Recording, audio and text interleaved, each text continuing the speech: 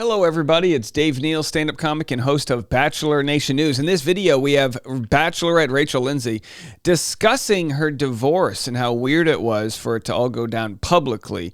She does it in a sort of driving with Dave style video. No, I wasn't invited. That's okay. There was room in the backseat for me. Next time, must have got the invite lost in the mail. So I'm going to share what she has to say, and then I'm going to share a few other clips from her show. It's very fascinating. What I'm about to show for you guys is the most American capitalistic thing you've ever heard of. It is a brand deal that is teased by Rachel talking about her divorce.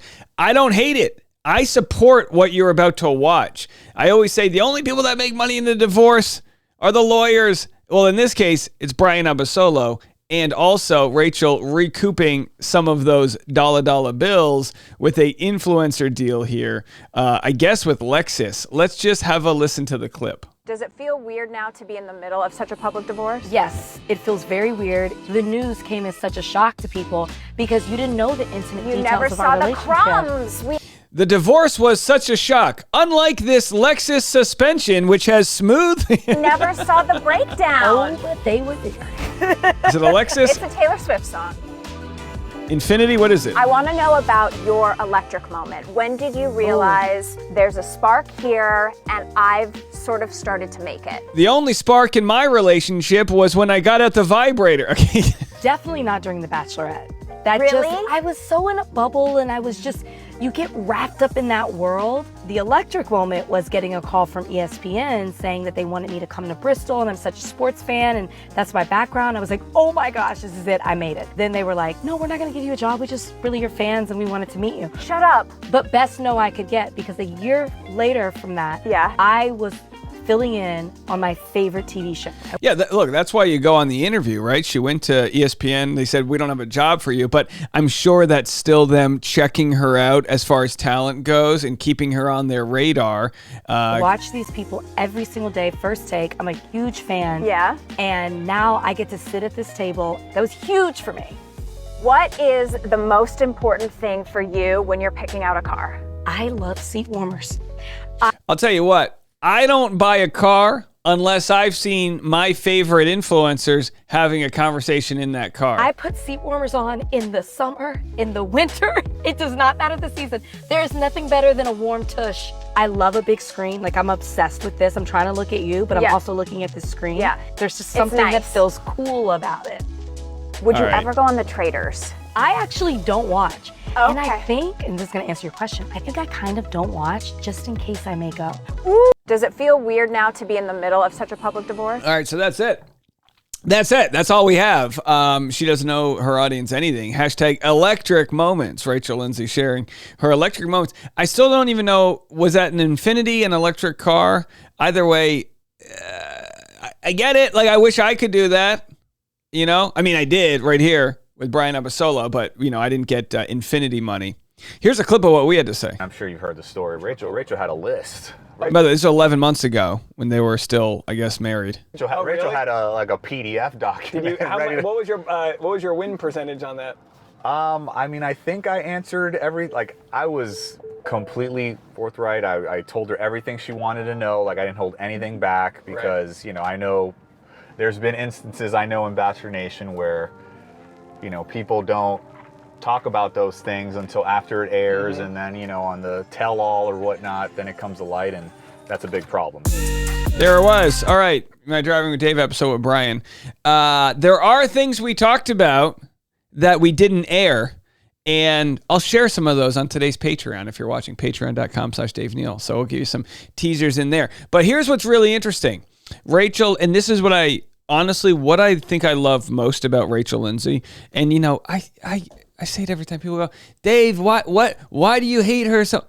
I like Rachel Lindsay for the reason that she's not afraid to share her mind and what she's thinking. And she does that on her podcast, Higher Learning. They have great conversations. Here's a clip of that. If he does step down, and it is Kamala Harris who steps in, like, do we have enough faith that the Dems can rally behind her and unify to push that forward? The answer is yes, because the number one Democratic unifier's name is Donald Trump. But you have to look at there has to be like a few things that happen here. The first is one man, because he won the primary, controls the decision. He might listen to Jill. Well, not might. He does listen to Jill. He might listen to Valerie, who's his sister. But it's one man's decision. There's no mechanism to remove him. Then the third thing you have to do is whip the delegates and get through the convention, because Gavin's already said he wouldn't challenge her, and Gretchen already said she. So what's interesting with this, and this is how fast the news cycle is moving, is they released this clip 2 days ago. What's today, Wednesday? So they released this on Monday, and they probably shot it over the weekend, and since then Biden had dropped down. I've been discussing the presidential race 2024. It really pisses off a small group of people. They've probably already unsubscribed. For the rest of people that want to hear very interesting conversations, I am actually going to be doing a live stream today, MAGA versus progressive. I'm the progressive, and Megan Fox is the MAGA. MAGA, of course, stands for Trump's kind of audience.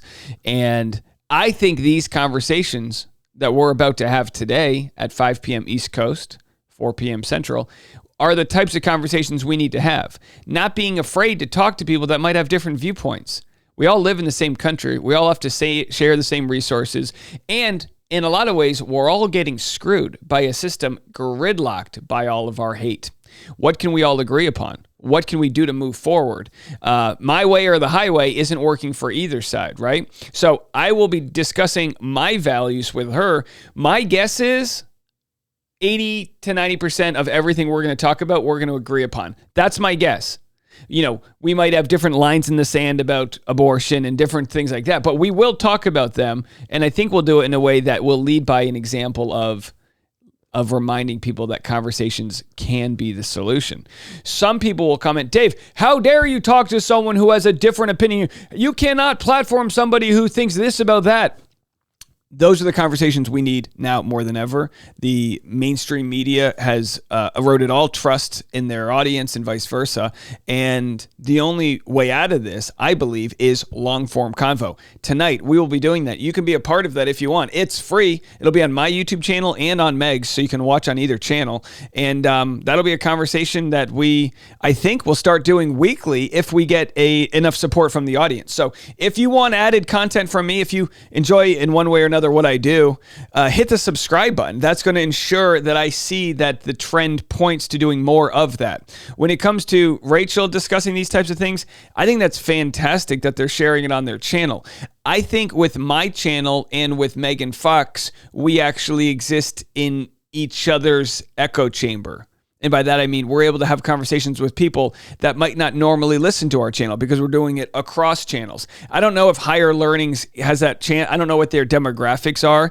But if they ever want to come on my channel or vice versa, I'm happy to continue talking about, policies and things that I think are worth discussing in our country. Not just which bathroom you have to go to when you drive through a truck stop or whatever, cultural war issues people want there to be. I've got real substance I want to talk about, and you can join me there.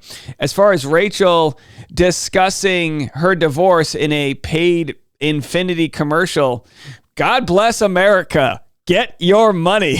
I wonder if Brian's like, hey, do I get a piece of this? How does that work? All right. Well, that's going to be it for me right now. I'll see you guys this afternoon for the live stream and also my twice daily podcast, The Rush Hour with Dave Neal. Go check that out. We'll see you in a bit.